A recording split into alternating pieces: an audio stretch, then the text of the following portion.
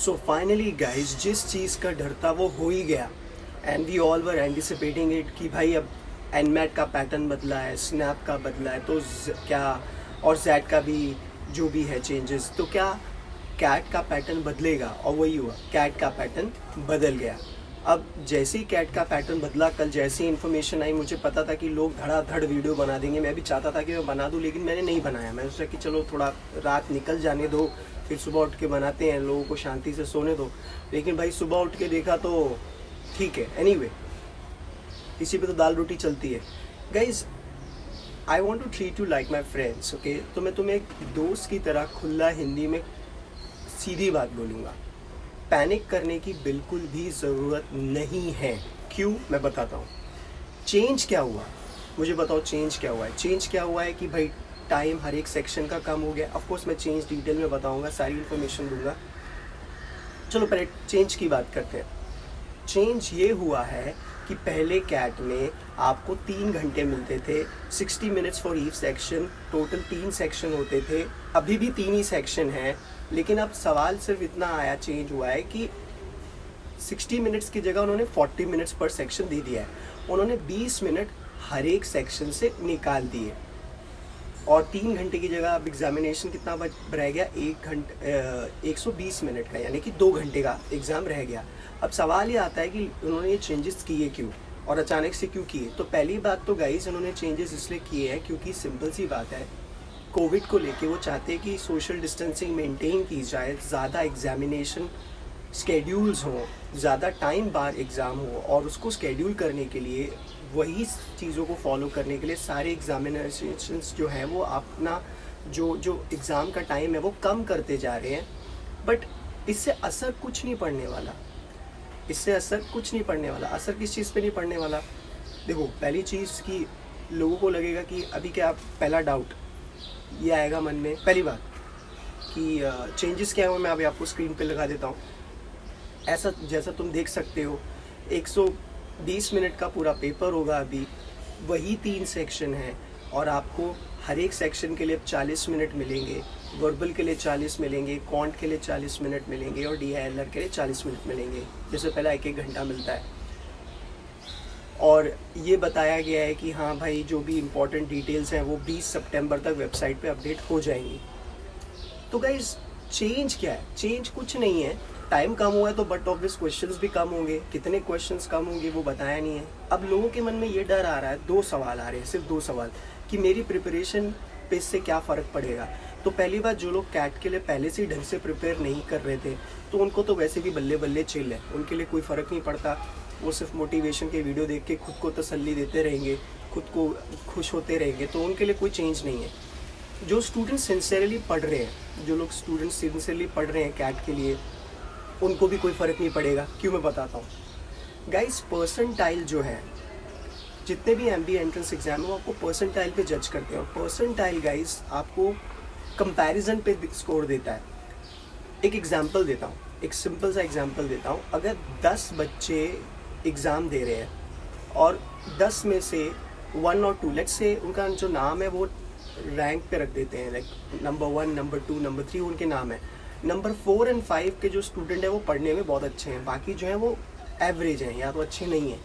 अब एग्जामिनेशन बहुत, या जो पेपर जो है वो टफ़ आता है, तो बट ऑब्वियस वो सबके लिए उसी लेवल पे टफ़ होगा। तो जो स्कोर्स हैं, जो 4 और 5 नंबर के स्टूडेंट के लिए, उनका भी स्कोर गिरेगा, बाकी लोगों का भी स्कोर गिरेगा, लेकिन उनका जो डिफरेंस है वो सेम रहेगा। ऐसा नहीं कि 4 और 5 जो टॉप पे थे वो नीचे आ जाएंगे और जो लोग नीचे थे वो टॉप पे चले जाएंगे। So guys, maybe the pattern has changed in terms of number of minutes, and of course it's going to be number of questions, but or maybe not, जो भी होगा पता चल जाएगा। लेकिन तुम्हारा परसेंटाइल चेंज नहीं होगा। अगर किसी को 90 परसेंटाइल मिलने वाले थे तो उतने ही मिलेंगे, समझने वाली बात है, क्योंकि स्कोर बढ़ेगा घटेगा सबका सिमिलर पैटर्न में। इनफैक्ट ये जो सडन चेंजेस हैं, ये सेंसिबल स्टूडेंट्स के लिए it's like a blessing. I tell you how it's going to be a blessing.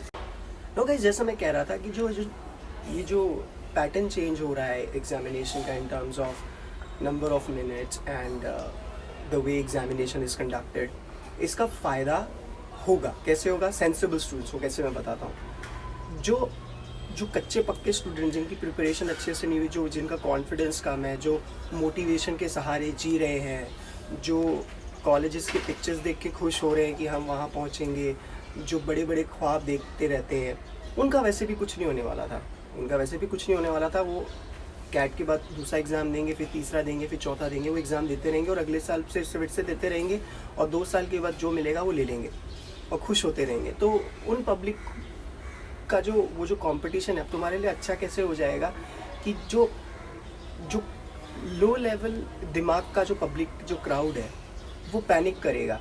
तो जिसके पास थोड़ा भी सेंस है, जो थोड़ा भी समझदार है, उसका अपने आप कंपटीशन कम हो जाएगा। अब इस कैट एग्ज़ाम में स्कोर करना इनफैक्ट और आसान हो गया है। क्यों? क्योंकि अगर आपने अपना दिमाग ठंडा रखा, अगर आप पैनिक नहीं हुए, अगर आप कंफ्यूज नहीं हो रहे हो और आपको ये लॉजिकल सेंस समझ में आ रहा है, जो हम श्योर कई लोगों को समझ में ऑलरेडी आ चुका होगा कि इससे आपके एग्ज़ाम पे कोई फ़र्क नहीं पड़ने वाला, आपकी परफॉर्मेंस पे कोई फ़र्क नहीं पड़ने वाला, तो ट्रस्ट मी गाइस, उनका परसेंटाइल और अच्छा आएगा। क्यों? क्योंकि कंपटीशन, क्योंकि जो दूसरा लॉट है स्टूडेंट्स का जो दिमाग नहीं यूज़ करता, उनका कंपटीशन और गिर जाए, उनका लेवल और गिर जाएगा, वो डरेंगे। Because they are anyway surviving on the dose of motivation, they are surviving on the dose of something else. लोगों को इसलिए MBA करना है क्योंकि उन्हें लड़की पटानी है, लोगों को इसलिए MBA करना है कि भैया उन्हें क्या, मैं कुछ समझ में क्या बताऊँ अभी मैं, खैर जाने दो। तो गाइस सवाल ये नहीं उठता कि पैटर्न चेंज हुआ है कि नहीं हुआ, तुम्हारी पढ़ाई सिमिलर रहनी चाहिए क्योंकि कंपटीशन उतना ही रहेगा। लेवल ऑफ डिफ़िकल्टी, मेरे ख्याल से लेवल ऑफ डिफ़िकल्टी इस साल बाकी सालों से कम होगी या बढ़ेगी नहीं, या तो उतनी रहेगी या तो सेम। दूसरा सवाल ये उठता है कि क्या लेवल ऑफ डिफ़िकल्टी, वो मैं ऑलरेडी आंसर दे चुका हूँ कि गाइस लेवल ऑफ डिफ़िकल्टी आपकी बढ़ेगी नहीं, या तो कम होगी या तो उसी लेवल पे रहेगी। एक और इन्फॉर्मेशन मैं इस वीडियो में देना ये चाहता हूँ कि गाइस डू नॉट वरी, जो भी चेंजेस होंगे मैं उसके ऊपर आपको एक सेंसिबल वीडियो बना के अपनी राय दे दूँगा। वैसे समझदार लोगों को ऑलरेडी खुद समझ में आती है बात। जो आपका रजिस्ट्रेशन विंडो जो था वो बढ़ गया है, वो अब 23 सितंबर तक हुआ है। और कई लोग बोलेंगे मेरा पैसा नहीं आ रहा, मैंने डिटेल गलत भर दी है। तो भाई अगर तुमने गलत डिटेल भर के फॉर्म सबमिट कर दिया तो सिर्फ तुम 3 चीज़ें बदल सकते हो। वो 3 चीज़ें, तुम्हारे फ़ोटो पिक्चर को लेके तुम थोड़े बहुत चेंजेस कर सकते हो, तुम्हारा साइन सिग्नेचर अगर गलत हो गया वो चेंज कर सकते हो, और तीसरी चीज़ तुम अपना टेस्ट सिटी का जो प्रेफरेंस है वो चेंज कर सकते हो। इसके सिवा अगर आपको कुछ और चेंजेस करने तो आपको दूसरा form with new email ID and number आपको भरना पड़ेगा। Simple. I hope everybody has got this information, and the correction window is going to be opening after 23rd of September only for those students who have filled the form and submitted it successfully। ऐसा नहीं कि मैंने 23 सितंबर तक form नहीं भरा तो वो correction window में मैं फॉर्म भर दूंगा, वो भी नहीं। कई सारे समझदार लोग मुझसे वो भी सवाल पूछते हैं।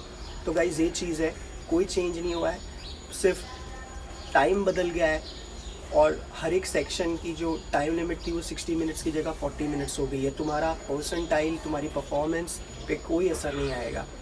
ठंडे रहो, जैसा पढ़ रहे हो पढ़ते रहो, एक्सक्यूज़ मत दो यार please.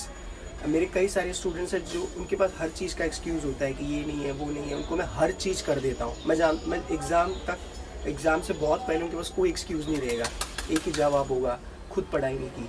So guys I hope you understood and do not worry. जो न्यू पैटर्न है वो मैं PDF फाइल जो है, जो फ़ोटो है वो मैं आपको फिर से स्क्रीन पे दिखा देता हूँ और यही मैं आपको आपके साथ डिस्क्रिप्शन बॉक्स में भी शेयर कर दूँगा। Thank you and best of luck.